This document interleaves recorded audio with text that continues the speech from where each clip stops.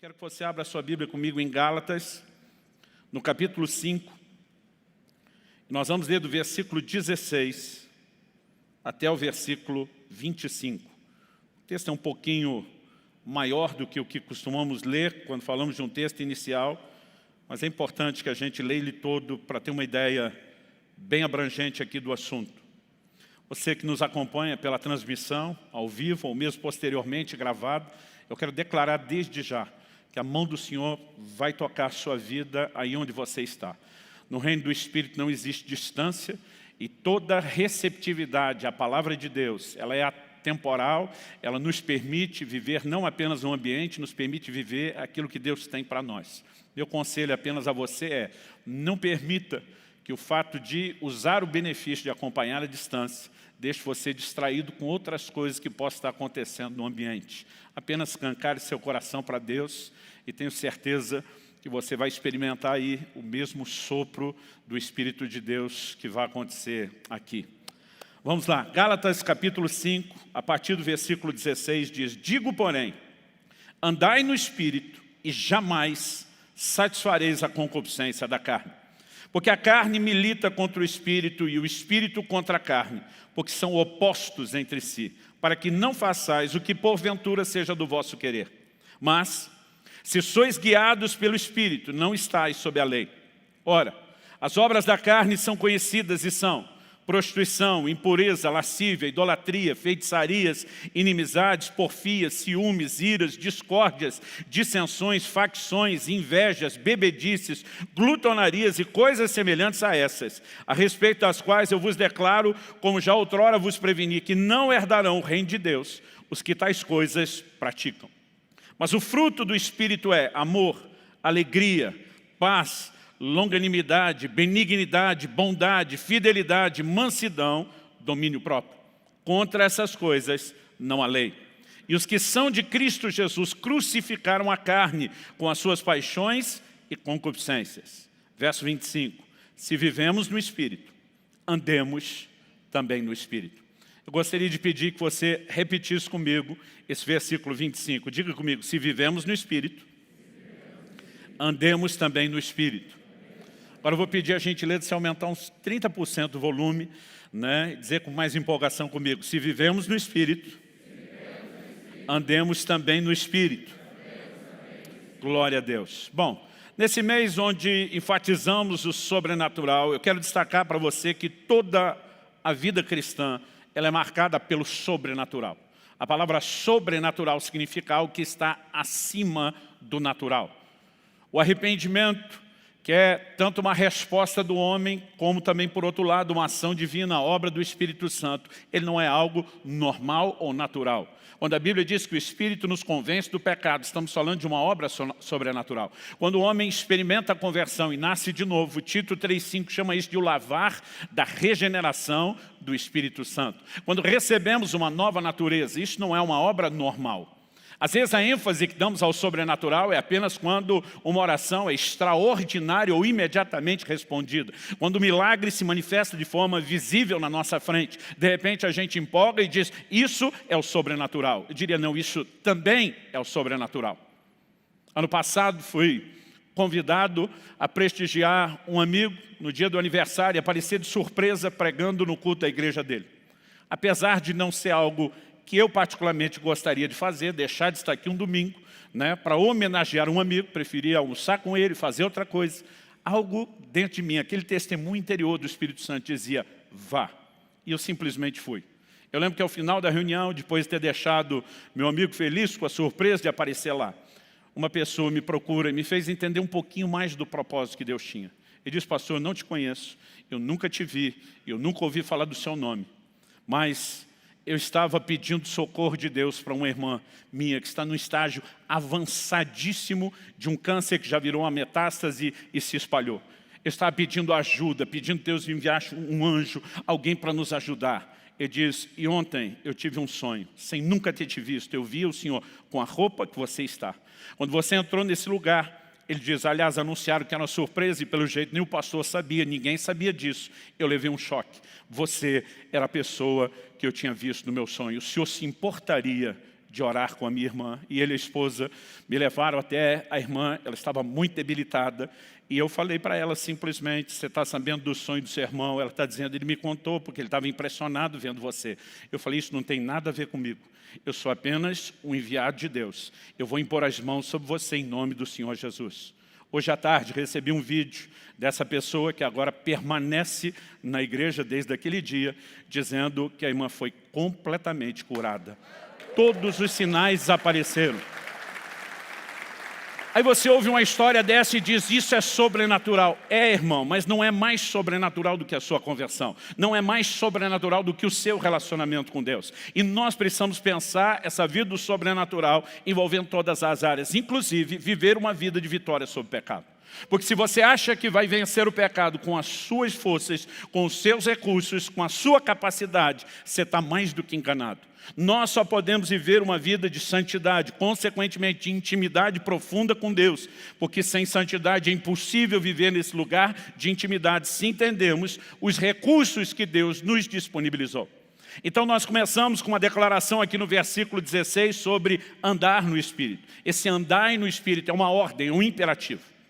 A palavra aqui traduzida andai, ela significa literalmente caminhar, fazer o próprio caminho, mas também traz a ideia de progredir, fazer bom uso das oportunidades, regular a vida, ou conduzir-se a si mesmo, ou comportar-se.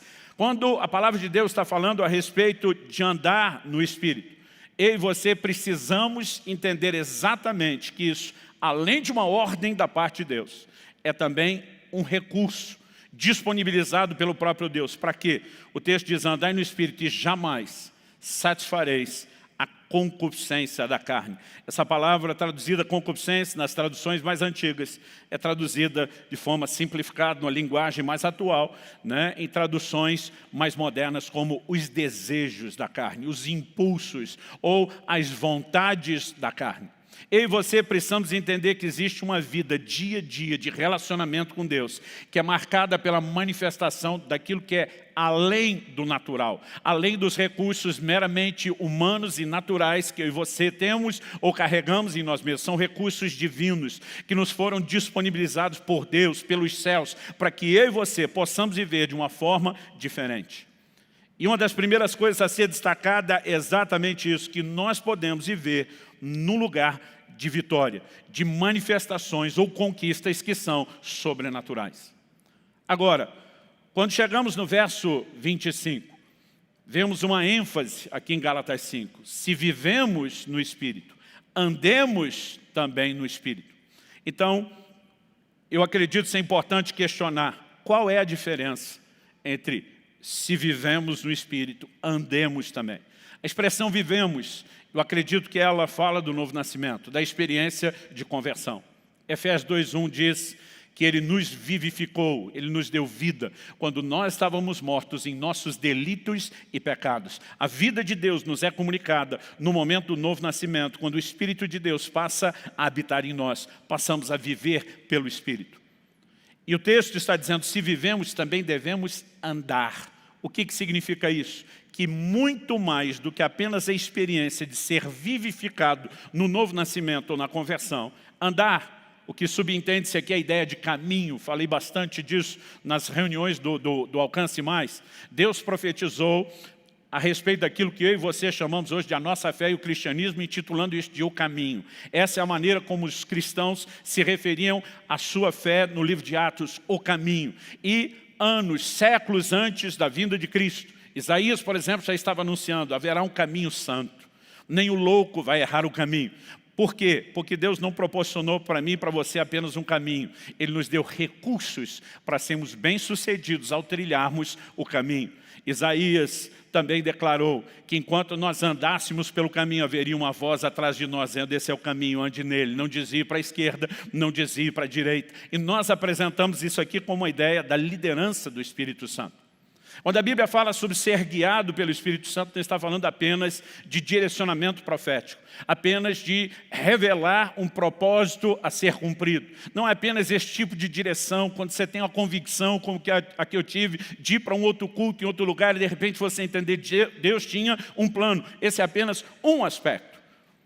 Mas nós podemos entender que ser guiado pelo Espírito é aprender a andar em relacionamento com Ele. Então, acredito que a diferença entre se vivemos, que é nascemos de novo, convertemos, experimentamos a vida de Deus, também temos que andar, fala do comportamento cristão. Em Efésios 4,17, ele começa falando a respeito da maneira como devemos andar, que não pode ser como a dos gentios. Quando ele fala da maneira de andar, ele não está falando da ginga, do balanço do corpo. Ele está falando da forma como nós nos comportamos, como nós nos conduzimos no caminho. E uma das coisas que eu quero apresentar para você é que há uma diferença entre a experiência de conversão e a expectativa que Deus tem a respeito de mim e de você sobre como nós vamos caminhar. Então eu quero destacar que andar no Espírito é tanto uma ordenança, por um lado, como também, por outro, um recurso para vencermos a carne e o pecado. Até porque Deus não pediria nada de mim e de você que Ele não nos desse a condição ou a capacidade de poder cumprir. Ele seria injusto se pedisse de mim e de você ser de santos como eu sou santo, sem nos dar os recursos sobrenaturais para isso.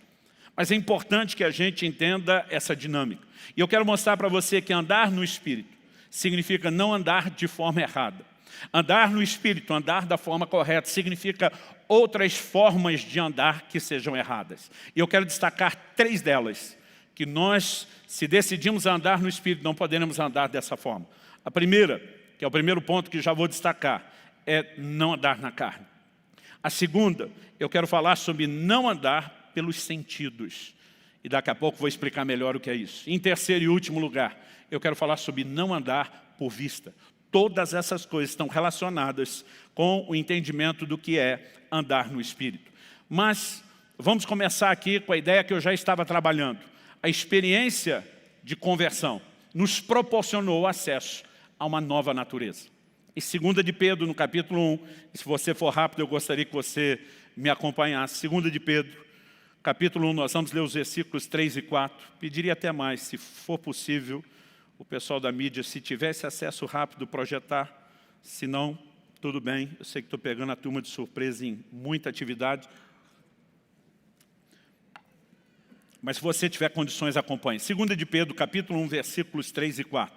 O apóstolo diz assim: pelo poder de Deus, nos foram concedidas todas as coisas que conduzem à vida e à piedade, pelo pleno conhecimento daquele que nos chamou para a sua própria glória e virtude. Vou fazer uma pausa. Pelo poder de Deus. Em primeiro lugar, considere o poder de Deus. Não estamos falando de algo natural. Em segundo, nos foram concedidas, não serão, já foram concedidas, disponibilizadas, ofertadas, doadas da parte de Deus. Não algumas, todas as coisas que conduzem à vida e à piedade. Eu e você podemos viver uma vida cristã diferenciada, não por causa do esforço, não por causa do nível de dedicação mera e simplesmente, mas porque Deus disponibilizou recursos sobrenaturais para que eu e você possamos viver dessa forma. Quantos são gratos a Deus por isso? Diga amém. Então vamos continuar. Por meio delas, Ele nos concedeu as suas preciosas e muito grandes promessas, para que por elas vocês se tornem coparticipantes da natureza divina, tendo escapado da corrupção das paixões que há no mundo. Obviamente ele está falando a gente convertido. Ele está dizendo que Deus nos deu preciosas e muito grandes promessas. Ele não chama nem só de grande, mas de muito grande. Quais são essas promessas? Aquelas que dizem respeito ao lugar onde eu e você podemos viver, manifestando a santidade de Deus, vivendo em comunhão com Ele e escapando dessa forma, por participar. A expressão coparticipante significa participar juntamente com, participar do que? Da natureza divina. O novo nascimento nos proporciona acesso a uma nova natureza. Ele não apresenta a ideia aqui de que já está tudo resolvido. Ele até usa a expressão para que vocês se tornem. Não significa que eles não estavam participando em nenhum nível, mas significa que não estão, obviamente, vivendo isso de forma plena, completa. É algo no qual eu e você não apenas podemos, mas devemos crescer, experimentar a natureza de Deus. Há uma nova natureza que nos foi disponibilizada em Cristo Jesus. Quando o apóstolo Paulo escreve aos Coríntios e diz: se alguém está em Cristo, é uma nova criatura, a expressão ali, nova criação. Ele diz: as coisas velhas já passaram e tudo se fez novo. Às vezes a gente só pensa em termos de pecado. A culpa foi removida, os pecados foram perdoados e agora é uma nova vida. Não, é mais do que isso.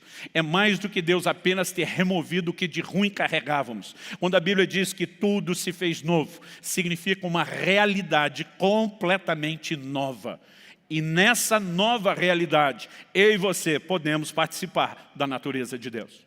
No entanto, quase sempre que estamos falando sobre o assunto de santidade, transitando nessa doutrina da santificação, eu costumo enfatizar que o novo nascimento não eliminou a velha natureza, embora nos dê acesso a uma nova. Isso é muito claro quando Paulo, em Efésios capítulo 4, ele diz assim, dos versículos 22 ao 24, ele está escrevendo a gente nascida de novo, a cristãos, e ele diz: quanto à maneira antiga de viver, aqui sim ele se refere à vida pregressa, antes da conversão. Quanto à maneira antiga de viver, vocês foram instruídos a deixar de lado a velha natureza, que se corrompe segundo desejos enganosos, e a se deixar renovar no espírito do entendimento de vocês, e a se revestir da nova natureza, criada segundo Deus, em justiça e retidão procedentes da verdade. Outras traduções, em vez de velha e nova natureza, fala de velho e novo homem, que basicamente está falando da mesma coisa. O que eu e você precisamos entender que mudança de natureza, embora tenha sido algo que Deus nos disponibilizou, requer de mim e de você uma decisão. O texto, obviamente, está dizendo que nós é que temos que deixar de lado. As traduções mais antigas dizem: vos despojeis. Essa palavra traduzida, despojar, significa tirar do caminho, remover. Eu e você somos responsáveis por colocar de lado a velha natureza e nos revestimos, nos apropriamos de uma nova natureza. Eu acredito que um conceito equivocado que tem atrapalhado muita gente é a ideia de que se nascemos de novo e acessamos a nova natureza, a natureza divina, significa que a velha foi automaticamente eliminada. E isso causa não apenas confusão, mas muita decepção. Pregando o evangelho para muita gente, quase sempre que tenho oportunidade aqui e ali, não importa, né, onde eu estou, cada vez que surge uma oportunidade e eu procuro falar de Jesus, todo momento, estou esbarrando em gente que normalmente nós classificamos como desviados. Alguém que um dia teve uma experiência com Cristo, caminhou na presença de Deus e hoje está distante. E muitas vezes, quando começo a falar de Jesus, você encontra todo tipo de desviado, tem aquele revoltado, tem o ferido, mas a maioria deles são aqueles que os olhos se enchem de lágrimas. E quando você está falando, é evidente que existe ali saudade de um tempo de boas experiências. E quando eu vejo a reação dessas pessoas, eu normalmente digo: se era tão bom aquilo que você viveu com Cristo, por que é que você abriu mão disso? E quando estou me dirigindo a esse grupo dos que têm saudade dessas boas experiências, a maior parte do tempo, sabe qual a resposta que eu ouço?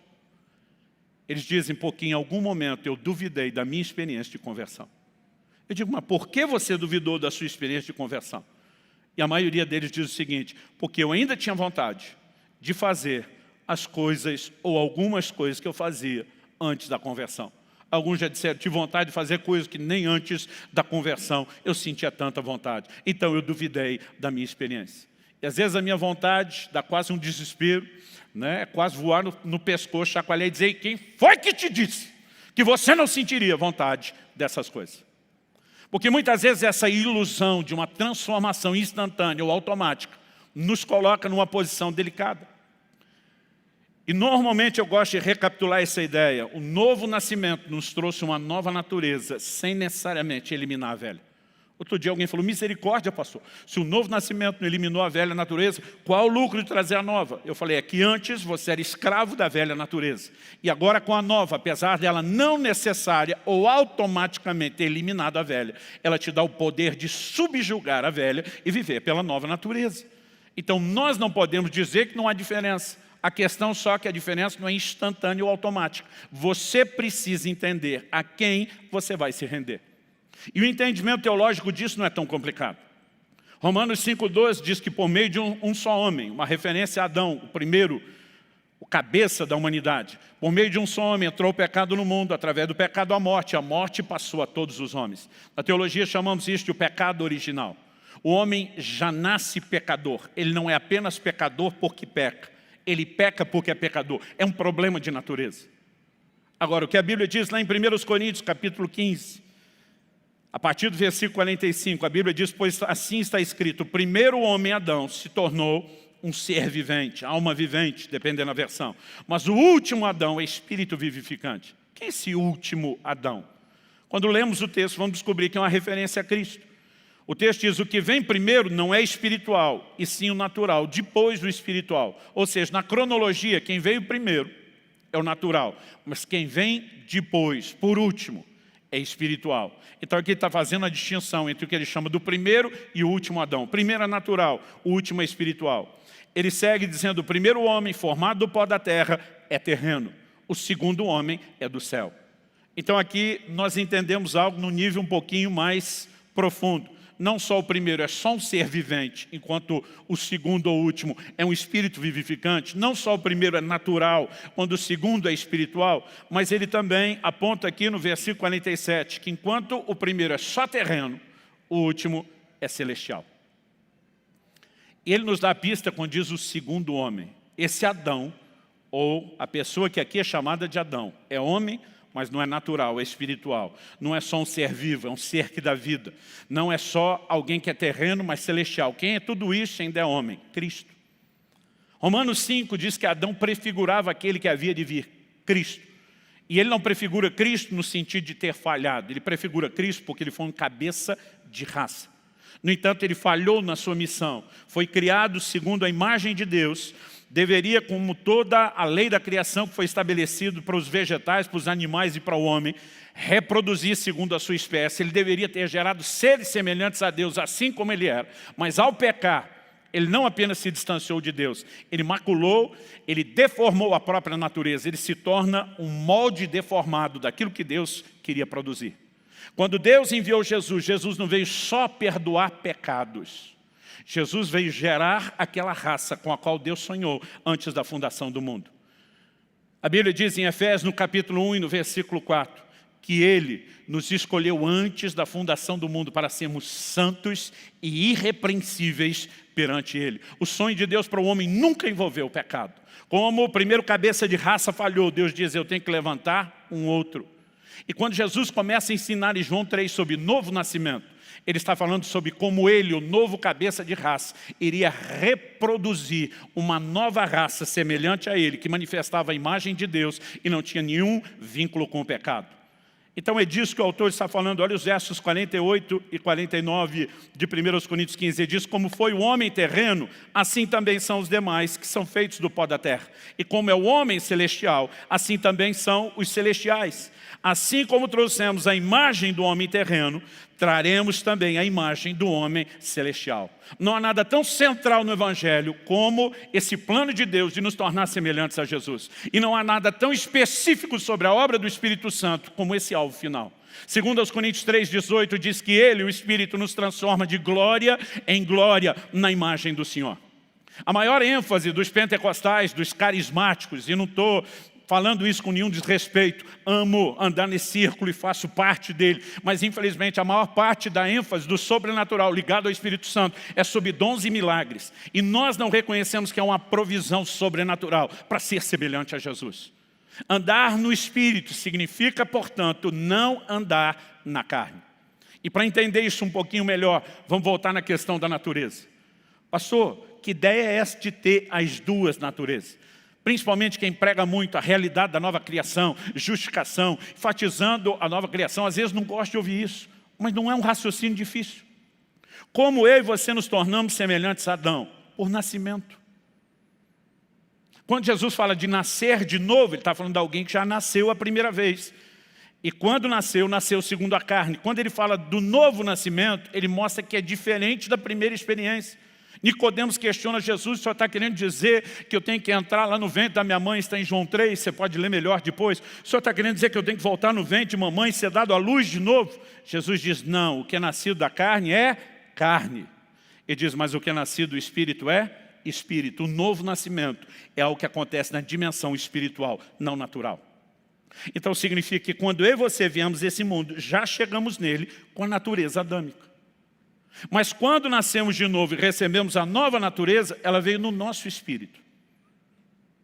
Agora pergunta, o dia que você se converteu, seu espírito desencarnou, abandonou seu corpo para viver de forma imaterial por aí? Não. Então, o seu espírito com a nova natureza, a natureza de Deus, está vivendo dentro dessa estrutura chamada carne, como se fosse uma gaiola, aonde está a velha natureza. Então, no seu espírito, você passou a ter a nova natureza. Na sua carne, você carrega a velha. Paulo escreve aos Gálatas e diz, eles são opostos entre si. E o pau está quebrando entre as duas naturezas. Quando ele diz, o espírito milita contra a carne milita, luta, batalha, guerreia, briga, chama como você quiser. Ele mostra que o tempo todo há uma disputa. Qual o propósito dessa disputa? Paulo diz em Gálatas 5,17, para que não façais o que quereis. As duas naturezas estão tentando assumir o controle da vontade. Agora, o que eu e você precisamos entender é que optar, escolher andar no Espírito é nossa responsabilidade. Embora seja uma ordem de Deus, eu e você decidimos corresponder com isso ou não. Embora seja também um recurso de Deus, eu e você precisamos decidir acessar ou não esse recurso. E isso é nossa escolha e responsabilidade. Vá comigo para Romanos capítulo 8.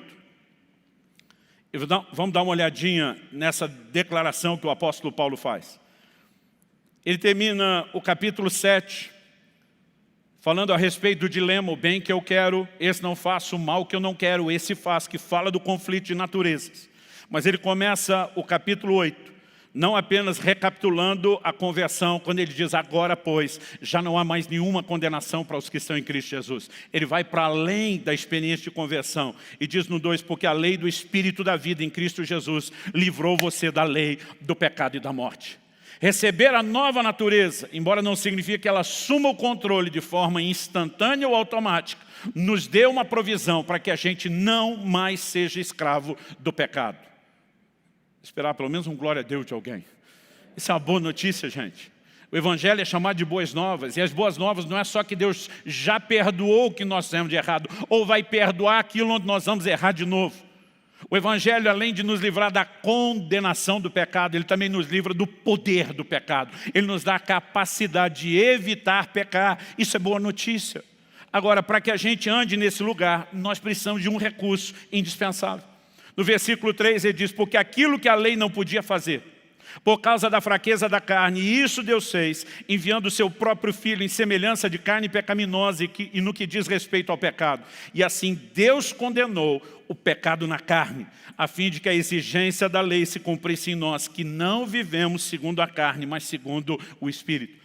Já falei disso diversas vezes aqui antes. O pecado entra no mundo pela carne, por meio de Adão. Se multiplica e é transmitido. Deus precisa julgar o pecado na carne. Quando, na pessoa de Jesus, Deus se faz homem e julga o pecado. E no ápice da redenção, quando Jesus voltar, nossos corpos serão transformados, glorificados. Significa que nós que já fomos libertos da condenação do pecado, que hoje somos libertos do poder do pecado, um dia seremos livres da presença do pecado. A obra de Deus é poderosa, gloriosa, é extraordinária, mas o que nós precisamos entender é que na lei, a Bíblia diz que a lei ela estava enferma, fraca, ela estava numa condição onde era impossível a ela, embora a lei determinasse ao homem o que não fazer, ela não dava ao homem recursos para vencer aquilo.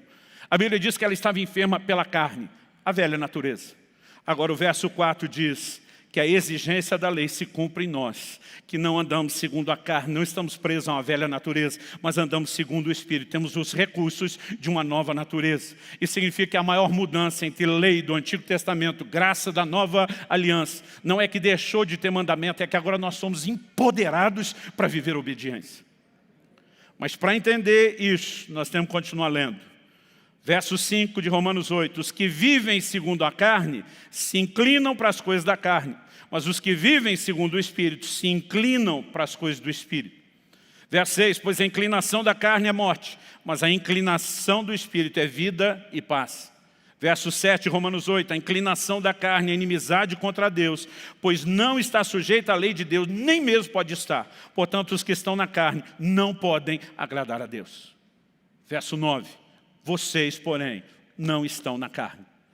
Ele não está querendo dizer que o seu espírito desincorporou. Ele está dizendo que você não está sujeito ao governo da velha natureza. Ele diz, vocês não estão na carne, mas no espírito, se de fato o Espírito de Deus habita em vocês.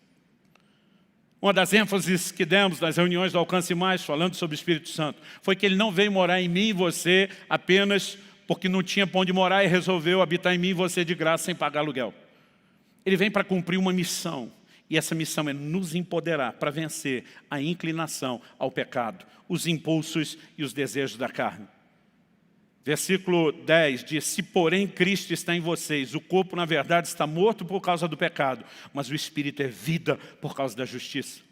E se em vocês habita o Espírito daquele que ressuscitou Jesus dentre os mortos, esse mesmo que ressuscitou Cristo dentre os mortos, vivificará também o corpo mortal de vocês, por meio do seu Espírito que habita em vocês. Assim, pois, irmãos, verso 12, somos devedores, não à carne, como se estivéssemos obrigados a viver segundo a carne. Porque se vocês viverem segundo a carne, caminharão para a morte. Mas se pelo Espírito mortificarem os feitos do corpo, certamente viverão. Preste atenção nisso, se pelo Espírito mortificar os feitos do corpo. Não significa que os seus desejos desapareceram, significa que eles podem ser mortificados, eles podem ser subjugados. E essa é a beleza de andar no Espírito. Agora a Bíblia fala de inclinação, os que se inclinam para a carne, uma natureza. Os que se inclinam para o Espírito, outra natureza. O que muitas vezes não entendemos. E quando tentamos explicar, alguns se defendem dizendo, isso está tentando falar de mérito, merecimento. Não. É que nós temos a responsabilidade de escolher como vamos caminhar. Andar no Espírito significa não andar na carne. Andar na carne significa não andar no Espírito. E o responsável por escolher isso somos nós.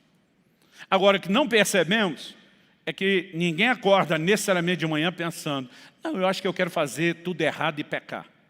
A inclinação para a carne é quando nós deixamos de nos alimentar, de abastecer o relacionamento com Deus, a consciência de verdades espirituais e começamos simplesmente a viver de forma natural. E muitas vezes nós estamos alimentando, estamos nos inclinando para o lugar errado, estamos alimentando a natureza errada. Em Gálatas 6, o apóstolo Paulo diz no verso 7, de Deus não se zomba, tudo que o homem semear, isso também ceifará. Mas logo depois ele diz, os que semeiam na carne, da carne vão colher corrupção. Mas os que semeiam no Espírito, do Espírito vão colher a vida eterna. É você que decide onde semeia e de onde colhe. O problema muitas vezes é que sem essa consciência, nós começamos a nos conduzir de forma errada. Daqui a pouco eu vou falar de um problema chamado sentimento, que acaba sendo traiçoeiro para muita gente. Mas, em primeiro lugar, vamos falar de responsabilidade. O que é essa inclinação? A inclinação para a carne não significa que você já chutou o balde, escambou para viver no pecado. Às vezes significa apenas alimentar mais a velha do que a nova natureza. E é por isso que, mesmo não sendo contrário ao entretenimento, eu não consigo entender um crente que gasta horas tomando um porre de filme e seriado, alimentando todos os valores do mundo e da carne, sem tempo para Deus, para a palavra, para a oração. E depois ele diz, não consigo vencer. Eu digo, tu vive inclinado para o lado de cá, mas quer colher do lado de lá? É aqui que nós temos que entender a importância das disciplinas espirituais. Elas não são necessariamente algo que vão produzir mérito, mas são uma semeadura que vão produzir colheita. Então, quando eu e você começamos a nos dedicar à oração, quando eu e você começamos a nos dedicar mais tempo à palavra, isso não significa que Deus vai ser melhor para a gente do que é para os outros. Isso significa que eu e você vamos nos tornar cada vez mais conscientes de uma outra natureza que começa, pela consciência dela, a assumir o controle. Quem está entendendo, diga amém. Já contei isso aqui antes. Quando em 2018 tive a minha experiência de 40 dias de jejum só na água, eu entrei em crise. Porque durante muito tempo, eu culpei a impaciência, a irritação com a qual eu tenho que brigar o tempo todo. Sou daquele temperamento colérico. E eu culpava o temperamento, dizer meu temperamento. Só que durante aqueles 40 dias de jejum, pensa num cara que não ficava irritado. Pensa num cara que não ficava impaciente. Pensa num cara que não sabia o que é ter que dominar a raiva. Pastor, o temperamento foi embora? Não, porque a parte boa dele estava lá no jejum.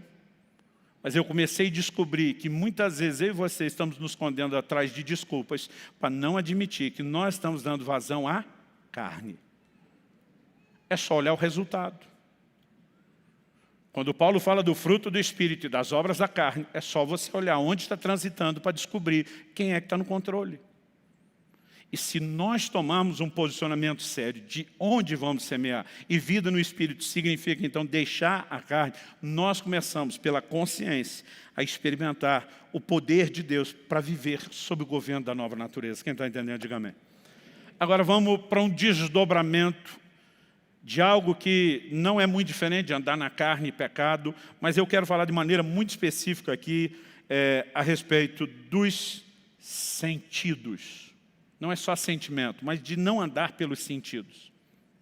Porque aqui em Gálatas 5, Paulo não apenas fala de não andar na carne, mas ele inclui nessa lista algumas questões que a gente pode classificar também nessa dimensão dos sentidos, ou dos sentimentos. Porque quando ele começa a descrever aí as obras da carne, você percebe que juntamente com algumas coisas que eu e você talvez classificaríamos apenas como ações, existe junto aqui um pacote de sentimentos. Inimizades, rixas, ciúmes, iras, discórdias, divisões, facções, invejas. Mas eu não quero falar só do sentimento. Eu quero falar de pessoas que se entregam ao sentimento porque elas vivem muito a dimensão dos sentidos. Em Judas, no capítulo 1, e no versículo 19, a palavra de Deus faz a seguinte declaração. Epístola de Judas, penúltimo livro da Bíblia, capítulo único, verso 19. O texto sagrado fala assim: são estes os que promovem divisões sensuais que não têm o Espírito. Essa expressão aqui traduzida como sensuais e que não têm o Espírito, foi traduzida, por exemplo, na Nova Almeida atualizada, em algumas versões mais modernas, como aqueles que seguem os seus próprios instintos. Uma das características dessas pessoas é que a Bíblia diz, eles não têm o Espírito. O que você podemos entender a respeito disso? A palavra aqui traduzida, sensuais ou os próprios instintos, é a palavra grega psíquico. Ela significa, entre outras coisas, a natureza sensual, com sua dependência dos desejos e das paixões. Muitas vezes é traduzido na Bíblia, Paulo diz em 1 Coríntios 2,14, o homem natural, a palavra ali é psíquico. Tiago fala de uma sabedoria que ele diz, essa não vem lá do alto. Ele diz, antes ela é animal, terrena e diabólica. O termo traduzido é animal, psíquico. Está falando de gente entregue à sua própria natureza. Não está falando da vida de Deus, está falando da vida humana. Pessoas são movidas meramente pelos seus sentidos, pelos seus instintos. E algo que eu e você precisamos entender é que Deus nos chamou a caminhar de forma diferente disso. Não significa que nós não tivemos uma experiência com Deus, mas talvez que não crescemos. E podemos ser convertidos e estar presos nesse nível carnal. Olha o que Paulo diz em 1 Coríntios, capítulo 3. Eu vou ler do versículo 1 ao 4. Ele começa dizendo, eu, porém, irmãos, não pude falar a vocês como pessoas espirituais, e sim como a pessoas carnais. No original grego não tem o pessoa. Só tem, não pude falar a vocês como a espirituais, e sim como a carnais. O que significa esse adjetivo espiritual carnal? Espiritual, o que está andando no espírito. Carnal, o que está andando na carne. Agora, ele está falando de crentes. Ele diz, como a crianças em Cristo. Então ele está dizendo, vocês nasceram de novo. Como diz 1 de Pedro 2,2, vocês são meninos recém-nascidos que precisam do leite espiritual para o crescimento. Mas ele diz, eu lhes dei leite para beber. Não pude alimentá-los com comida sólida, porque vocês ainda não podiam suportar. E depois diz, nem ainda agora podem, porque vocês ainda são carnais. Eu vejo gente que às vezes fica disparando para todo lado. Fulano está dando mau testemunho. Não é crente. Quando você olha o que a palavra de Deus diz, você vai descobrir de gente que é crente, mas que ainda é um crente carnal, não é espiritual. Não significa que ele não teve a conversão, mas significa que ele está estacionado naquela fase de infância há muito tempo. Deveria ter se desenvolvido, deveria ter crescido. Paulo diz, no início não falava que vocês eram novo convertidos, mas agora vocês ainda são carnais, como era no dia da conversão. Não cresceram, não progrediram. Obviamente, pessoas que estão confinadas a esse terreno carnal, estão deixando não só de receber mais alimento, porque não tem estrutura. Assim como você não vai dar uma feijoada para um bebê, nem a revelação da palavra pode ser digerida por gente que não tem maturidade. Uma revelação profunda. Então essas pessoas estão perdendo não apenas um nível mais profundo de alimento. Ele continua e diz, porque se há ciúmes e brigas entre vocês, será que isso não mostra que são carnais e andam segundo os homens? A Nova Almeida Atualizada diz, andam segundo os padrões humanos. Porque está tentando dizer que está nivelado ao comportamento de um homem que vive como tal, no natural, não no sobrenatural. Está vivendo limitado e confinado aos recursos da sua carne e não aquilo que Deus disponibiliza no nível do seu espírito. E ele segue dizendo, quando alguém diz, eu sou de Paulo, outro diz, eu sou de Apolo, não é evidente que vocês andam segundo padrões humanos? Ele está dizendo, se tem divisão, se tem ciúme, se tem contenda, se tem partidarismo, é carnal. Qualquer crente com um pouquinho de maturidade espiritual vai olhar para ministros diferentes, para dons diferentes e dizer, cada um funciona na multiforme graça de Deus e tem algo para contribuir. Ele não fica apontando para um para dizer, eu gosto desse e eu não gosto daquele. A partir do momento que existe esse comportamento, Paulo está dizendo, isso evidencia sua carnalidade e sua falta de maturidade espiritual. Então significa não apenas que alguém pode viver nesse lugar, mas que desde o início do Evangelho, alguns crentes estacionavam aí. Os dois textos que falamos de Judas 1,19 e este de 1 Coríntios, falam tanto sobre sentimentos como problemas de relacionamentos. Gente, nós precisamos entender que à medida que amadurecemos espiritualmente, a capacidade de gerenciar conflitos precisa se manifestar no nosso meio. Paulo escreveu aos Coríntios e diz, até importa que entre vós haja facções, para que os aprovados se manifestem. É na hora das dificuldades que os maduros começam a se destacar. Agora, por que mesmo entre crentes havia ciúmes e briga? Porque cada um está andando por aquilo que sente. Não gostei do jeito que você falou comigo. E você tem que andar baseado numa resposta do seu instinto humano e natural, em vez de andar no espírito. Quando Jesus diz, olha, se alguém te bater na face, vira outro. Se alguém te obrigar a caminhar 1 milha, anda 2. Se quiser tomar a sua capa, entrega também a túnica. Você acha que ele está falando de coisa que você tem vontade de fazer? Algo que eu e você precisamos entender sobre a vida no Espírito é que ela nos coloca acima do padrão dos sentidos, dos sentimentos. Então vamos tentar exemplificar isso. Não são os sentimentos que nos governam. Nós é que governamos os sentimentos. Vida no Espírito significa você sair de uma prisão carnal e de um lugar de imaturidade, dizendo, eu não vou ser governado pelo sentimento. As pessoas às vezes me perguntam, pastor, o senhor acorda todo dia com vontade de orar? Eu respondo, claro que não. O senhor acorda todo dia com vontade de ler a Bíblia? Eu digo, claro que não. Tem dia que eu acordo, o mundo parece branco e preto em vez de colorido, eu não sinto que eu sou crente e parece que Deus sumiu. Mas eu não preciso viver pelo que eu sinto. O crente maduro que tem o recurso do Espírito Santo, ele vive pelo que crê, não por aquilo que sente.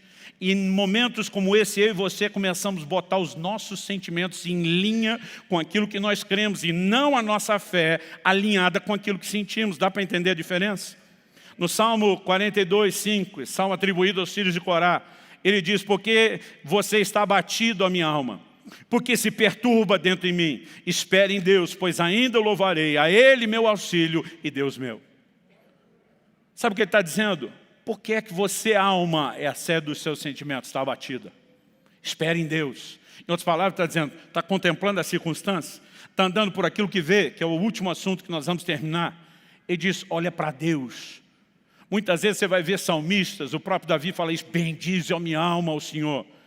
Esse povo não era um bando de gente, não quero parecer insensível a quem tem um problema e precisa de atenção e cuidado, mas não era um bando de gente naquele nível altíssimo de esquizofrenia, de dupla personalidade, discutindo com si mesmo, porque está abatido a minha alma, né? Bendize a minha alma ao Senhor. Era gente que olhava para uma das suas partes, o homem é espírito, alma e corpo, e dizia: quem foi que te deu direito, alma, de estar abatida? Espere em Deus. Em outras palavras, ele está dizendo: eu não me dobro às minhas emoções.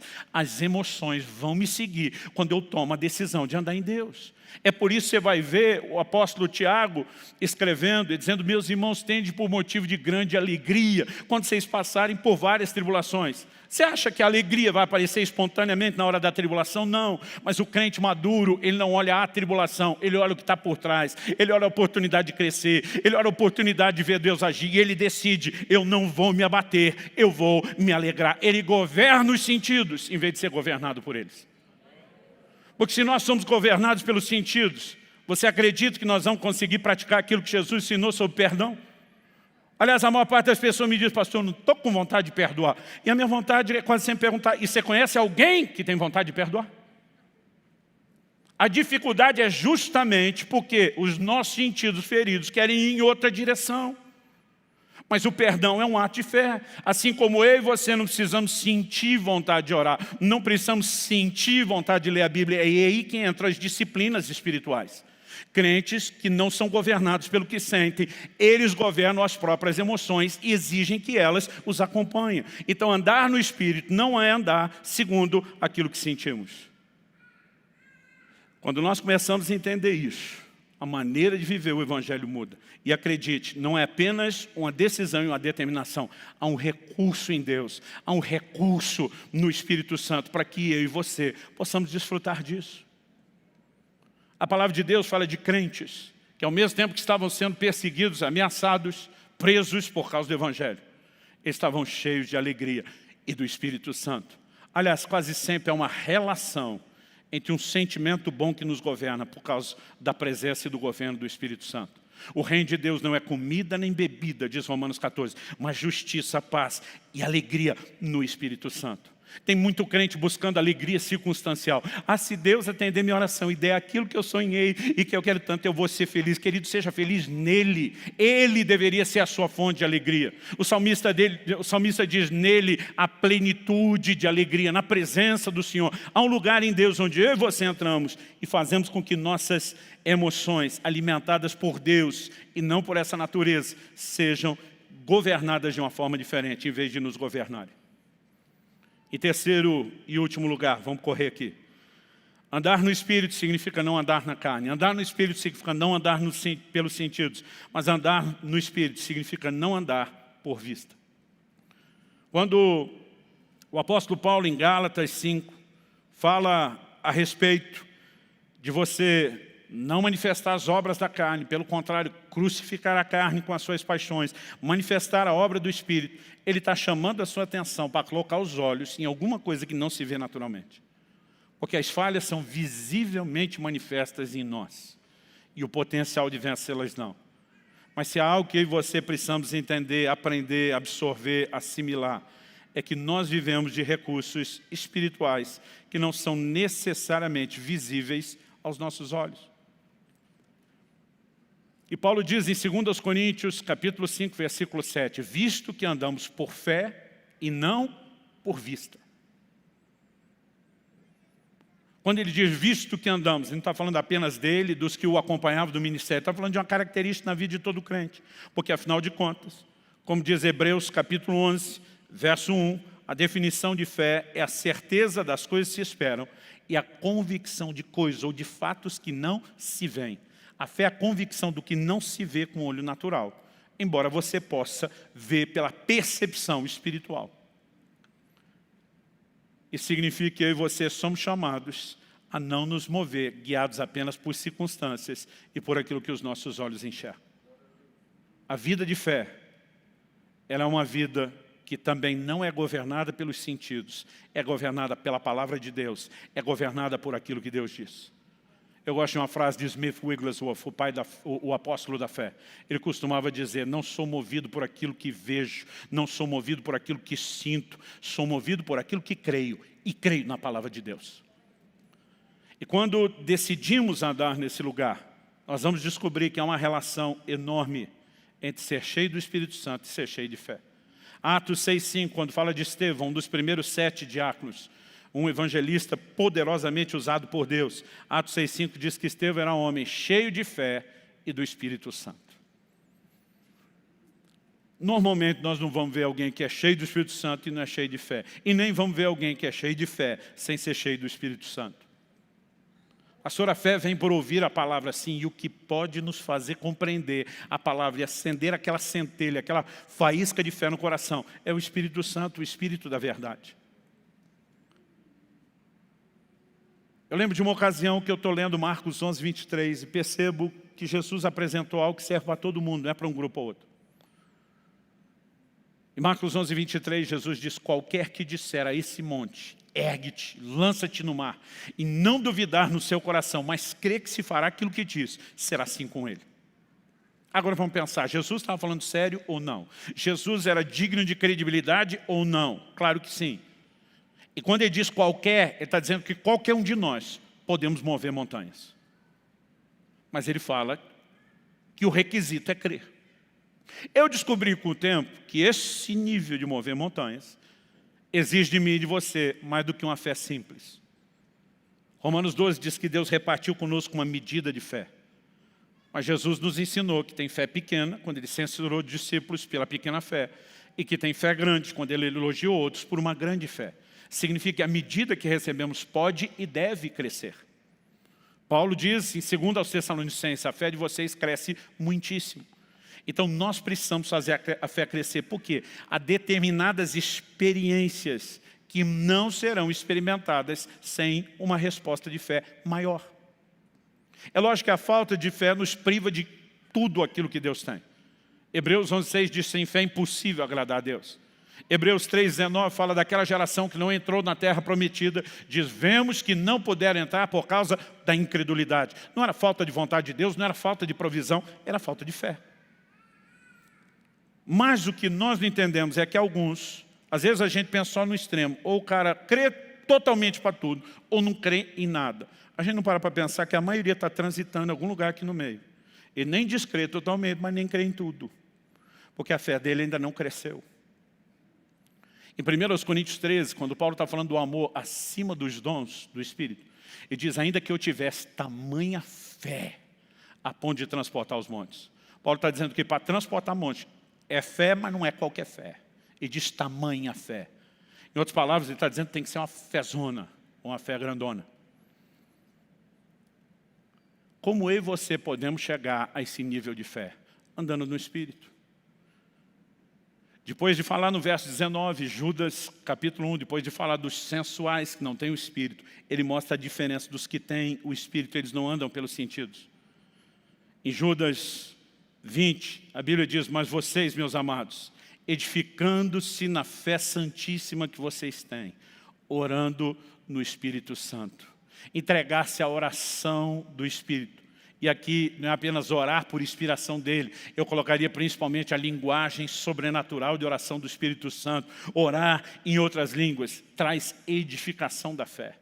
O Espírito de Deus quer nos levar a um lugar, a uma experiência profunda de fé, onde nós vamos vivendo intervenções cada vez maiores, milagres cada vez maiores. Nós podemos chegar ao nível de uma fé que move montanhas. Agora, observe comigo, Zacarias capítulo 4, versículos 6 e 7. Deus levanta o profeta para dirigir uma palavra a Zorobabel, que era o governador de Judá, na restauração, no período pós-exílio de Babilônia.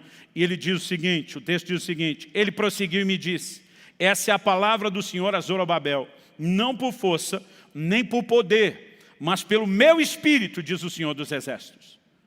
Deus está dizendo, não é o seu esforço, a sua força, a sua capacidade, não é o poder humano. Deus está dizendo, é pelo meu Espírito. E é o que eu e você precisamos entender, que viver a vida cristã não é diferente. Nós não estamos confinados aos nossos recursos ou à nossa força, ou melhor, à falta de força. Deus está dizendo, é pelo meu Espírito. E depois de afirmar isso, o Senhor continua e diz: quem é você, ó grande monte? Diante de Zorobabel, você será uma planície. Zorobabel era um instrumento de Deus como líder para mover o povo na direção da reconstrução, não só da cidade, mas do templo. Havia muitos empecilhos. E agora Deus levanta o profeta para dizer: quem é você, grande monte, montanha que se instalou na frente do meu servo? Ele diz, você será transformado numa planície. Que Deus está dizendo, esse monte será movido, esse obstáculo será removido, haverá uma intervenção sobrenatural, porque montanhas não saem andando por aí sozinhos. Como eu e você podemos, diante de um grande monte, ver se estabelecer caminho livre, uma campina, não por força, não por poder, por violência, diz outra tradução antiga, mas pelo meu Espírito. O Espírito Santo é chamado de o Espírito da fé. Aliás, eu citei 2 Coríntios 5:7, quando comecei, dizendo que Paulo diz, visto que andamos por fé e não por vista. Mas um pouquinho antes, o contexto. 2 Coríntios 4:13, ele diz, visto que temos o mesmo espírito de fé. Depois de falar, temos o mesmo espírito de fé no 13, no 16 ele diz, não desanimamos. No 18 ele diz, não atentando nós nas coisas que se veem, mas sim nas que não se veem. Porque as que se veem são temporais, as que não se veem são eternas. É isso que o Espírito da fé, o Espírito Santo vai fazer comigo e com você. Ele tem a capacidade de tirar os nossos olhos das circunstâncias, nos fazer enxergar a materialização da promessa. Uma vida no Espírito será uma vida de fé. Não seremos governados apenas pela inclinação da carne ao pecado, mas não seremos governados pelos sentidos, nem pelas circunstâncias. Nós somos um povo que carrega desde a salvação a marca do sobrenatural e que pode trazer as manifestações do céu por onde passamos. Mas para isso precisamos andar no Espírito. E andar no Espírito, como falamos esses dias, eu aqui encerro, não é algo que depende unicamente da parte de Deus. Depende de mim, depende de você. Tem muito crente na fantasia de que um dia o rio de Deus vai invadir a vida nele, vai dar uma enchente espiritual. O que a gente aprende em Ezequiel 47.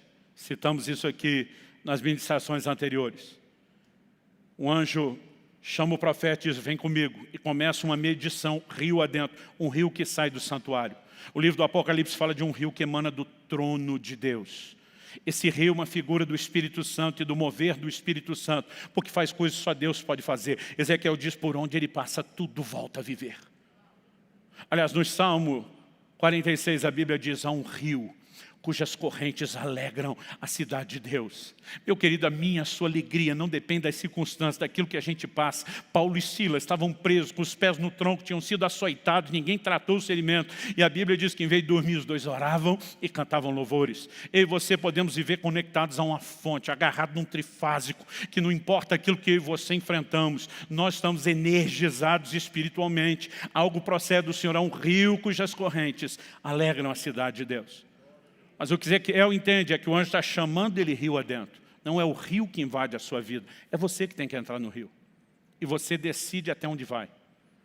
Ele entra até onde a água dá no tornozelo, mas não para, o anjo não deixou ele parar. Porque não era hora de parar. Ele continua a medição, águas agora estão subindo no joelho em vez de no tornozelo, mas não param, porque não é hora de parar. Continua entrando rio adentro, água nos lombos, mas não pararam, porque não era hora de parar. Quando pararam? Quando atravessaram? Não.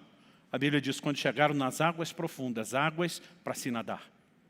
Eu quero lembrar o que falamos aqui. Isso fala de perder o controle. Aliás, nós precisamos jogar fora uma ideia, um conceito errado de que ser cheio do Espírito Santo é ter mais do Espírito Santo. Isso não é bíblico.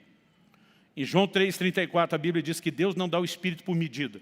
E não te deu meio tanque num dia, depois precisa de um culto ou conferência abençoado para encher o seu tanque. O Espírito Santo não é dado por medida. Pastor, então o que significa ser cheio? Totalmente tomado e preenchido. Ser cheio do Espírito Santo não é você ter mais dele, é ele ter mais de você.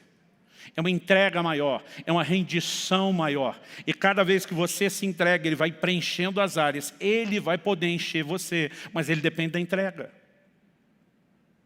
Enquanto a pessoa está com água no tornozelo, no joelho ou nos lombos, por mais que estejam em estágios diferentes, aquele entrou mais no rio do que esse.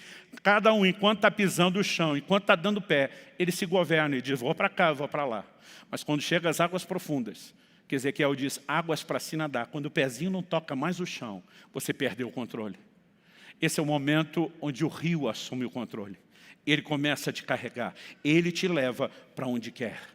Uma vida cheia do Espírito Santo é uma vida de tamanha rendição, onde a gente perde o controle e nos abandona ao governo dele. Mas isso é nossa responsabilidade. Vamos ficar em pé para parecer que está acabando. Concluindo, se queremos viver de forma sobrenatural, Precisamos decidir, escolher andar no Espírito. A frase vivemos no Espírito, que fala da conversão, também andemos, mostra que nós temos uma responsabilidade de aprofundar aquilo que nos foi disponibilizado. Andar no Espírito nos permite, em primeiro lugar, vencer a carnalidade e o pecado. Em segundo, os sentimentos humanos que nos limitam, aquela dimensão do sentido que nos prende no natural e nos impede de ir para o sobrenatural. Em terceiro e último lugar, falei que andar no Espírito nos permite vencer circunstâncias, principalmente aquelas que são contrárias, desalinhadas à palavra de Deus. Isso nos permite viver reviravoltas de fé e de intervenções de Deus na nossa vida. Quando a gente tenta estabelecer o que é andar no Espírito, a minha ideia, a minha clara intenção aqui, não é colocar quem se flagra, quem se admite dizendo eu acho que eu não estou andando só nesse trilho onde deveria, a ponto de você sair daqui debaixo de culpa, condenação ou desanimado. Não dei conta. Toda vez na Bíblia que você vê Deus tentando expor erros, Ele tem uma mentalidade clara. Nós temos uma cultura emocional entre os latinos, isso é forte aqui no Brasil. Nós temos a cultura de reações emocionais. Se alguém confronta, a gente já entende como reprovação ou descarte.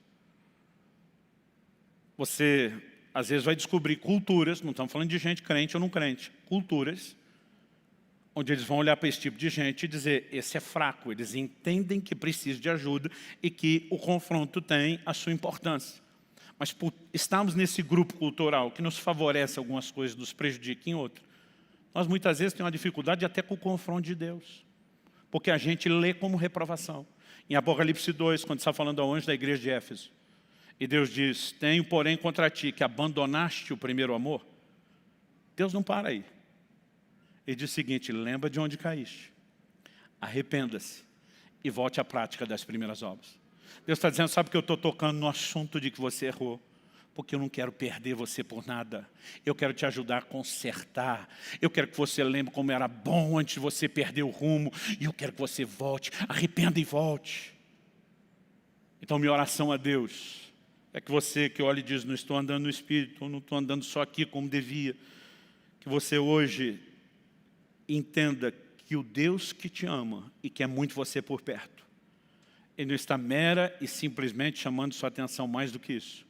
Ele está dizendo, eu estou esperando você entrar no rio. Eu estou esperando você decidir andar no Espírito. Há uma vida extraordinária. E nós podemos viver as marcas do sobrenatural em tudo. Mas isso é uma decisão. Eu gostaria que nós levantássemos um clamor a Deus. Não apenas por um toque, por um enchimento do Espírito Santo, mas por rendição. Eu gostaria que nós voltássemos a cantar a canção que estávamos cantando antes da pregação. E fizéssemos dela uma oração. Espírito que desce como fogo. Que nós pudéssemos clamar pelo enchimento de Deus. E a minha oração, seja você aqui, você que nos acompanha pela transmissão, é que você não se preocupe com outra coisa. Mais importante do que ouvir a instrução da palavra é permitir que o próprio Espírito Santo trabalhe e aplique não só essa consciência. Eu creio que a graça, recurso sobrenatural, há uma presença de Deus nesse lugar e que vai tocar você que nos acompanha à distância. Eu sinto muito forte que essa unção,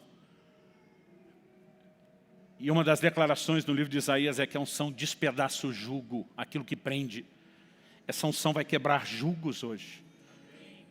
Pessoas que, consciente ou não, começaram a andar na carne, se fazer escravos de algumas coisas, podem se sujeitar a um toque de Deus que vai literalmente te libertar de uma amarra espiritual da força do pecado.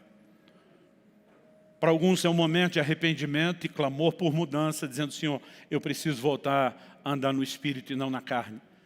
Mas esse é um momento onde a gente precisa não apenas decidir corresponder com Deus, mas abraçar o recurso. Porque, como dissemos, para viver nesse lugar, precisamos dos recursos sobrenaturais. Deixa o Espírito de Deus te tocar. Sinceramente, apesar de normalmente nos conduzirmos dentro de um prazo, eu não estou com pressa ou desespero de terminar a reunião. Não precisamos necessariamente estender muito, mas também não temos que fazer isso de forma corrida. Deixa apenas que o Espírito de Deus te toque e te envolva nesse momento, em nome de Jesus. Comece a falar com Deus, do seu jeito, da sua maneira, com as suas palavras. mas a ideia é render-se a Ele. Talvez você diga, pastor, eu não estou assim tão distante, mas há uma fome, há um desespero dentro de mim. Eu quero mais. Nenhum de nós deveria estar satisfeito com onde chegou, sabendo que há mais.